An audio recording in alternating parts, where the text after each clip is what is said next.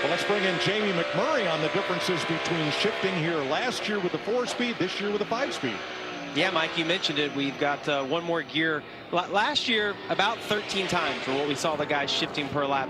This year, with the extra gear that they have, 20 to 22 times you're going to see them shift. And I know Boyer's not real good at math. I can't speak for Tony, but that's about 40% more that they're going to be shifting this year than last year. Tony doesn't start counting till it gets to millions.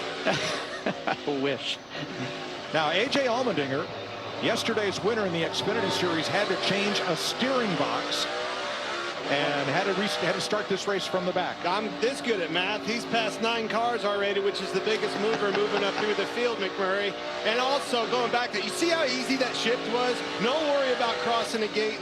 Just like, and this is a good point to say, he won this Xfinity race yesterday, Tony, with a 4-speed transmission. Now, sequential gearbox just going back and forth with a gearbox. The old days, those guys would have to worry about, some guys put a pad underneath their gloves, some tape around there at times, because you would have massive blisters from shifting so much.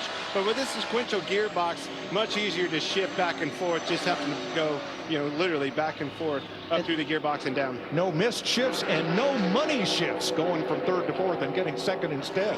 Exactly, and that's the benefit to it. That's what saves our hands. The hardest part, as you know, was making sure that when the H pattern was first was up, second down, then 2nd to 3rd was up, over, and back up. So that left and right of making sure, like you mentioned, the gates, that was the big thing. The sequential shifter is way easier on these guys. It's just for these guys that have been old school racers for a long time of reminding themselves that the shifters are sequential and don't make that mistake going the other way. Brad Keselowski's had a rough week, as you heard in the pre-race.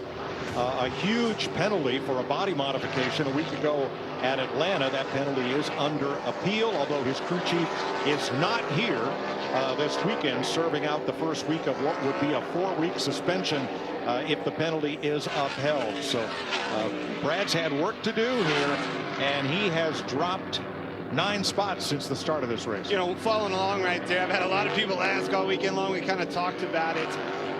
Why do they have windshield wipers on? It's a perfect day. And the truth is, there's some juice to be squeezed there. They get pretty crafty with the size of those windshield wipers these days.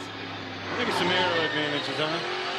Well, and it's still mandatory. No matter how good the day is, they are mandatory at all road course races.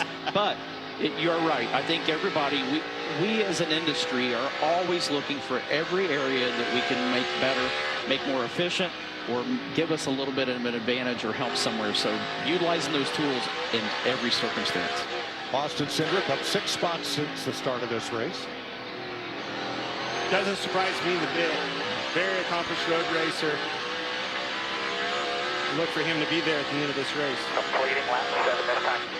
He started out in Bandolero and Legend cars, running at Charlotte on what is now the Roval course.